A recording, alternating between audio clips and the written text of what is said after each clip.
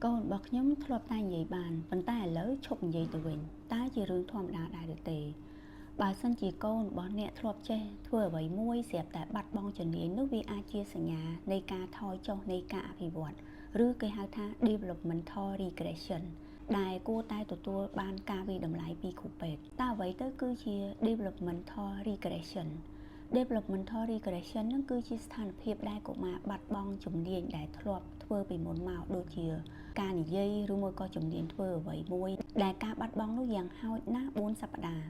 វាអាចប៉ះពាល់ដល់ជំនាញដូចជាការនិយាយឬក៏ភាសាដូចថាក្មេងដែលធ្លាប់តែនិយាយបាន10ពាក្យស្រាប់តែ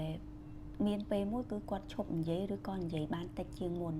ទំនាក់ទំនងសង្គមនិងអារម្មណ៍ធ្លាប់ស្រឡឹងមើលភ្នែកឬមួយក៏លេងឬក៏ឆ្លើយតបបានល្អប៉ុន្តែបែរជាមិនចាប់អារម្មណ៍ជាមួយអ្នកដទៃមិនលេងជាមួយគេឬមួយក៏នៅស្ងៀមដាច់ខ្លួនជំនាញចលនាដូចជាក្មេងដែលធ្លាប់ដើរបានល្អប៉ុន្តែបែរជាវាវិញធ្លាប់ញ៉ាំអាហារបានដោយខ្លួនឯងឬក៏ប្រើស្លាបព្រាបានប៉ុន្តែស្រាប់តែមិនអាចធ្វើបានទៀតតាក់ទងជាមួយនឹងការគិតការរៀនឬក៏ជំនាញថែទាំខ្លួនឯងតើ developmental regression នឹងវាខុសពី developmental delay ដូចម្ដេច developmental delay បានន័យថាក្មេងរៀនជំនាញថ្មីយឺតជាងអាយុចំណែក developmental regression នឹងមានន័យថាក្មេងបាត់បង់ជំនាញដែលធ្លាប់មានរួចហើយសម្រាប់ developmental regression គឺការបាត់បង់ជំនាញជាទូទៅគឺវាគួរឲ្យព្រួយបារម្ភជាងការយឺតក្នុងការអភិវឌ្ឍថយចុះទាំងអស់សុទ្ធតែជាជំងឺទេវាមិនមែនទេចំពោះកុមារខ្លះការថយចុះនោះគឺវាអាចគ្រាន់តែជាបដិអាសន្នទេនៅពេលដែលគាត់ជួបជាមួយស្ថានភាពផ្លាស់ប្ដូរឬមួយក៏ភាពតានតឹងនៅក្នុងជីវិតដូចថា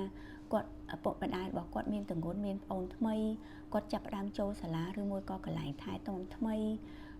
អាចមានការផ្លាស់ប្ដូរទម្លាប់រស់នៅឬមួយក៏គាត់កំពុងឈឺជាទូទៅកុមារនឹងវិលមកជំនាញដូចដើមវិញនៅពេលដែលស្ថានភាពរបស់គាត់ទាំងនេះគឺបានប្រសើរឡើងវិញតើពេលណាដែលជារឿងដែលគួរព្រួយបារម្ភបាត់បង់ជំនាញនេះដែលមានបន្តហួសលើសពីរយៈពេល4អាទិត្យគឺ1ខែឬមួយក៏មានការបាត់បង់ជំនាញច្រើនផ្នែកក្នុងពេលតែមួយឬក៏ការបាត់បង់ជំនាញនឹងគឺវាកាន់តែធ្ងន់ធ្ងរឡើងជាបន្តបន្ទាប់នឹងគឺត្រូវយកកូនទៅជួបជាមួយនឹងគ្រូពេទ្យដែលបានឆាប់វាអាចជាសញ្ញានៃជំងឺដែលត្រូវការធ្វើរោគវិនិច្ឆ័យនិងព្យាបាលឲ្យទាន់ពេលវេលារួមមានដូចជាជំងឺទាក់ទងប្រព័ន្ធប្រសាទដូចជាជំងឺ autism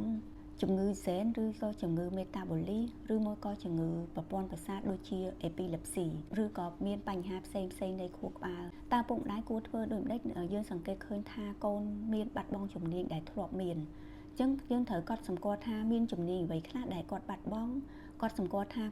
ការបាត់បង់ហ្នឹងគឺចាប់ផ្ដើមពីពេលណាហើយមានរយៈពេលប្រមាណហើយនាំកូនជួបជាមួយគ្រូពេទ្យដើម្បីឲ្យគាត់ធ្វើការវិតម្លៃហើយនឹងស្វែងរកមូលហេតុការបាត់បង់ជំនាញដែលក្មេងធ្លាប់មានវាមិនមែនជារឿងធម្មតាទេការដែលរកឃើញមូលហេតុហើយនឹងចាប់ផ្ដើមព្យាបាលវាអាចជួយអភិវឌ្ឍបានឆាប់មានឱកាសក្នុងការធ្វើត្រឡប់មករកការអភិវឌ្ឍល្អប្រសើរជាងមុន